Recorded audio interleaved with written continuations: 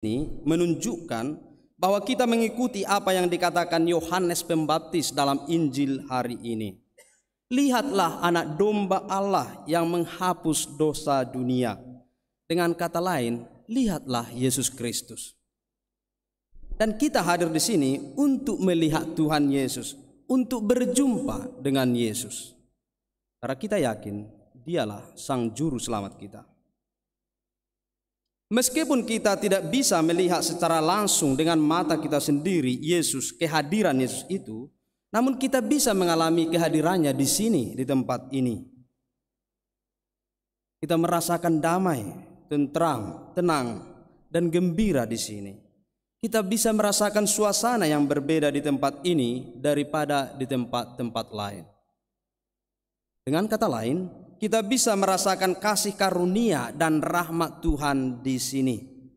Ada perasaan yang kadang sulit untuk dikatakan ketika kita berada di gereja ini dan dalam kekusutan untuk mengikuti perayaan Ekaristi. Segala kegelisahan, segala kekhawatiran sepertinya hilang.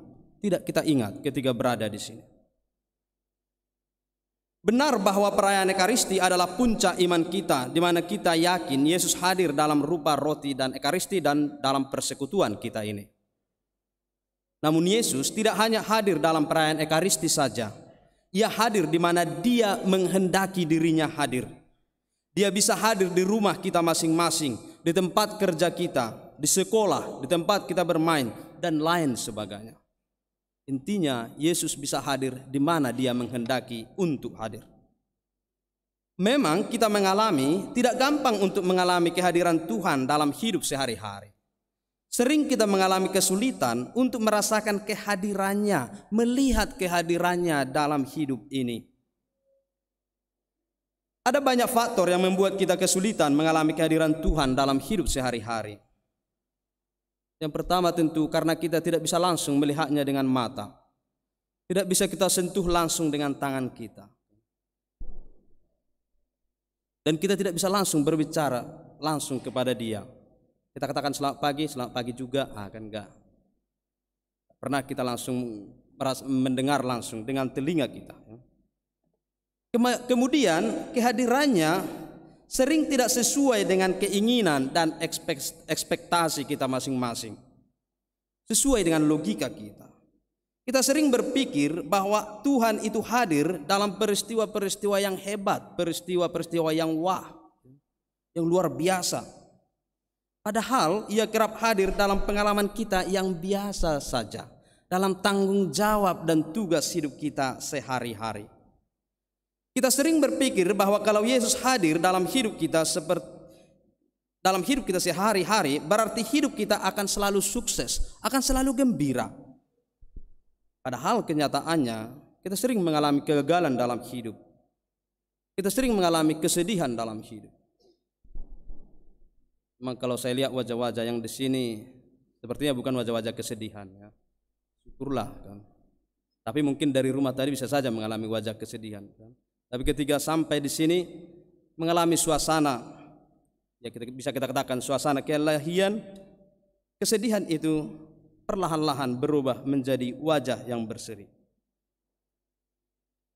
Saudara-saudara yang terkasih, kita manusia dengan kehebatan kita sendiri memang tidak akan sampai pada pengalaman perjumpaan dengan Tuhan.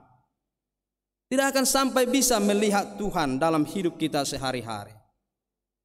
Karena itulah Yohanes Pembaptis mengajak kita untuk melihat Yesus, mengarahkan hidup kita kepada Yesus, membina relasi yang dekat dengan Yesus, membina relasi yang intim dengan Tuhan Yesus.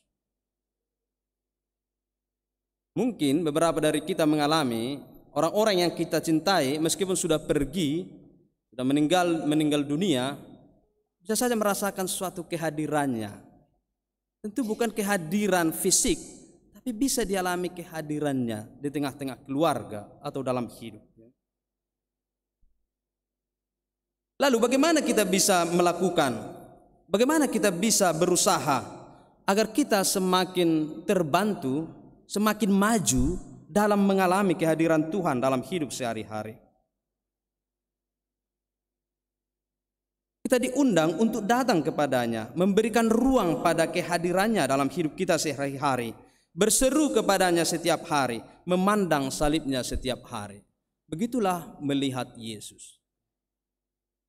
Yohanes meyakinkan kita bahwa Yesuslah sungguh-sungguh penyelamat kita dalam hidup ini, yang menghapus dosa kita.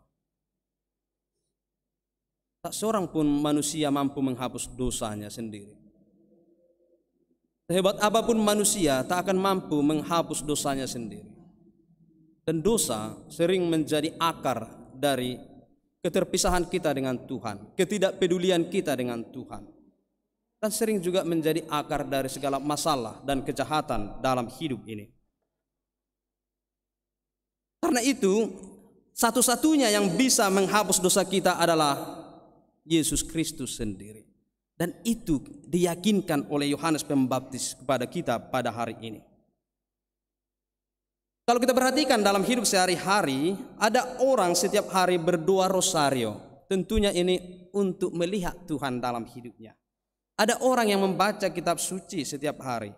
Ada keluarga yang berusaha untuk makan dan berdoa bersama setidaknya setiap malam. Ada orang dengan memperhatikan atau peduli kepada sesamanya yang membutuhkan pertolongan. Dan kemudian kita yakin bahwa Yesus hadir dalam hati nurani kita, suara hati kita. Secara singkat, saudara-saudara yang terkasih, ada banyak cara untuk melihat Tuhan Yesus dalam hidup sehari-hari.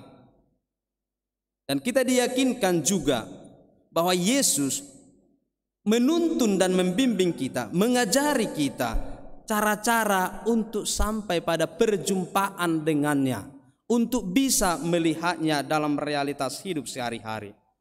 Dari kita hanya dituntut untuk membiarkan diri dibimbing dan diajari oleh Roh Tuhan itu, mengarahkan hati pikiran dan hati kita kepadanya. Karena itu, saudara-saudara yang terkasih, mari dalam hidup sehari-hari semakin mengarahkan hidup kita pada Tuhan Yesus, agar kita semakin mengalami kehadirannya, mengalami kasih karunia-Nya. Dialah anak domba Allah yang menghapus dosa dunia. Amin.